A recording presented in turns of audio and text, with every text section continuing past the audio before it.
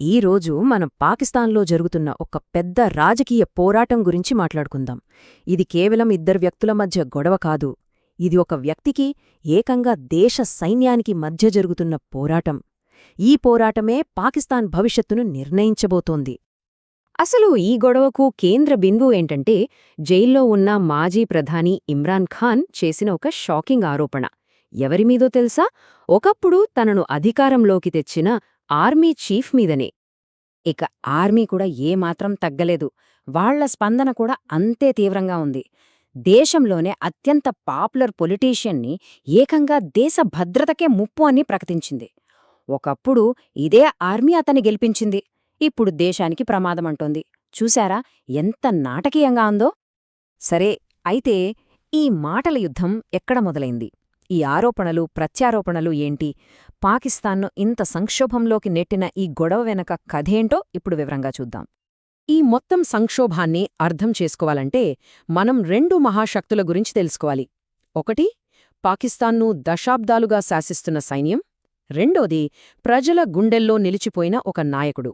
ఇది అచ్చం ఆపలేని ఒక బలానికి, కదిలించలేని ఒక శక్తికి మధ్య జరుగుతున్న పోరాటం లాంటిది. చూడండి, ఒకవైపు పాకిస్తాన్ ఆర్మీ, దేశ రాజకీయాలను శాసించే అసలైన శక్తి వాళ్లే. తమ మాట వినని ఏ నాయకుడినైనా గద్దె దించేంత పవరుంది. మరోవైపు ఇమ్రాన్ ఖాన్, ఒకప్పటి క్రికెట్ హీరో, ఇప్పుడు ప్రజల నాయకుడు. ఆయన జైల్లో ఉన్నా ఆయన ప్రభావం మాత్రం రోజురోజుకీ పెరుగుతోందే తప్ప తగ్గడం లేదు. ఇక్కడే ఉంది అసలు విషయం. ఇమ్రాన్ ఖాన్ జైల్లో ఉండొచ్చు, కానీ ఆయన పాపులారిటీ ఏమైందో తెలుసా? సర్వేల ప్రకారం దేశంలో ఏకంగా 70% మంది ప్రజలు, మళ్ళీ చెప్తున్నా 70% మంది ఇమ్రాన్ ఖానే మళ్లీ ప్రధాని కావాలని కోరుకుంటున్నారు. ఇది మామూలు విషయం కాదు. అయితే పాకిస్తాన్లో ఇలా జరగడం ఇదే మొదటిసారి కాదు. అక్కడ అదొక అలిఖిత నియమం లాంటిది.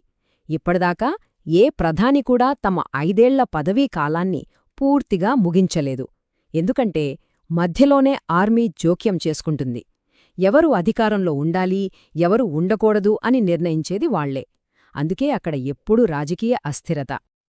ఇప్పుడు ఇమ్రాన్ ఖాన్ పాపులారిటీ ఎలా ఆకాశాన్ని అంటుండటంతో ఆర్మీకి కంగారు మొదలైంది. అందుకే వాళ్లు తమ వాదనను ప్రజల ముందు పెట్టడం స్టార్ట్ చేశారు.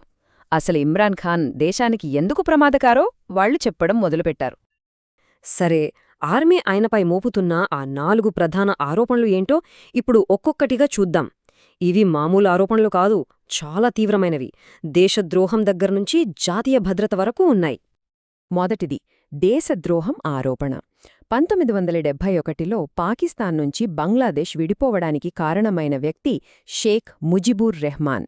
పాకిస్తాన్ ఆర్మీ దృష్టిలో అతనొక దేశద్రోహి. అలాంటి వ్యక్తిని ఇమ్రాన్ ఖాన్ పొగిడారని, అందుకే ఖాన్ కూడా దేశద్రోహి అని ఆర్మీ అంటోంది. ఇక రెండవది, జాతీయ భద్రత. ఇమ్రాన్ ఖాన్ చాలా బలహీనుడు అని, ఒకవేళ ఇండియా దాడి చేసి ఉంటే ఎదుర్దాడి చేసే బదులు ఇండియా కాళ్లమీద పడి భిక్షం అడుక్కునేవాడని ఆర్మీవాళ్లు తీవ్రంగా ఆరోపిస్తున్నారు. మూడో ఆరోపణ ఇంకాస్త పర్సనల్. ఇమ్రాన్ ఖాన్కు దేశం కంటే తన అహమే ఎక్కువట. ఆయన మనస్తత్వం ఎలా ఉంటుందంటే, ఉంటే నేనే ఉండాలి, లేకపోతే ఏదీ ఉండకూడదు అన్నట్టుంటుందని, తన రాజకీయాల కోసం దేశాన్ని నాశనం చేయడానికి కూడా వెనుకాడడని ఆర్మీ ఆరోపిస్తుంది. ఇక చివరిది, ఆఫ్ఘనిస్తాన్ సరిహద్దు విషయం. ఈ విషయంలో ఇమ్రాన్ ఖాన్కి, ఆర్మీకి అస్సలు పడదు. తాలిబన్లతో చర్చలు జరపాలు, బాంబుదాడులు వద్దు అనేది ఖాన్ పాలసీ. కానీ ఆర్మీ ఏమంటుందంటే, చర్చలు కాదు, దాడులే చెయ్యాలి, సైనిక శక్తితోనే భద్రత సాధ్యం అని వాళ్ళు నమ్ముతున్నారు. సరే, ఈ పెద్దల పోరాటంలో, అంటే ఆర్మీకి, ఇమ్రాన్ ఖాన్కి మధ్య జరుగుతున్న ఈ యుద్ధంలో సామాన్య ప్రజల పరిస్థితి ఏంటి? దేశంపై దీని ప్రభావం ఎలా పడుతోందో ఇప్పుడు చూద్దాం. పరిస్థితి చాలా దారుణంగా ఉంది. దేశంలో అంతర్యుద్ధం వచ్చే ప్రమాదముంది. ఆర్థిక వ్యవస్థ పూర్తిగా కుప్పకూలిపోయింది. ధరలు ఆకాశాన్ని అంటాయి. రాజకీయంగా చూస్తే పూర్తి ప్రతిష్టంభన. ఏం చెయ్యాలో ఎవ్వరికీ అర్థంగాని పరిస్థితి. అయితే ఇమ్రాన్ ఖాన్ మద్దతుదారులకు ఒక పెద్ద ఆశ ఉండేది. అదేంటంటే, అమెరికాలో డొనాల్డ్ ట్రంప్ మళ్లీ ప్రెసిడెంట్ అయితే ఆయన పాకిస్తాన్ ఆర్మీ మీద ఒత్తిడి తెచ్చి ఇమ్రాన్ ఖాన్ను విడిపిస్తారని వాళ్లు గట్టిగా నమ్మారు. కాని ఆ ఆశ నెరవేరలేదు.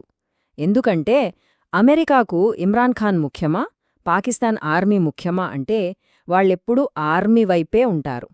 ఎందుకంటే వాళ్ళకి కావాల్సింది ఒక వ్యక్తి కాదు, పాకిస్తాన్ ఆర్మీతో ఉన్న వ్యూహాత్మక సంబంధం.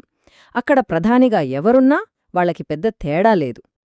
దీంతో పాకిస్తాన్ పరిస్థితి అడకత్తెరలో పోకచెక్కలా తయారైంది. ముందుకు వెళ్లడానికి దారిలేదు, వెనక్కి రావడానికి అవకాశం లేదు. ఒక రకమైన రాజకీయ ప్రతిష్టంభనలో ఇరుక్కుపోయింది. ప్రస్తుత పరిస్థితి చూస్తే ఇమ్రాన్ ఖాన్ జైల్లోనే ఉన్నారు. కాని ఆయనకి ప్రజా మద్దతు మాత్రం చెక్కుచెదరలేదు.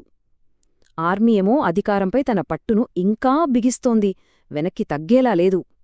ఇక మధ్యలో ప్రజలు, వాళ్లు ఎన్నుకున్న నాయకుడికి, దేశాన్ని శాసిస్తున్న సైన్యానికి మధ్య నలిగిపోతున్నారు.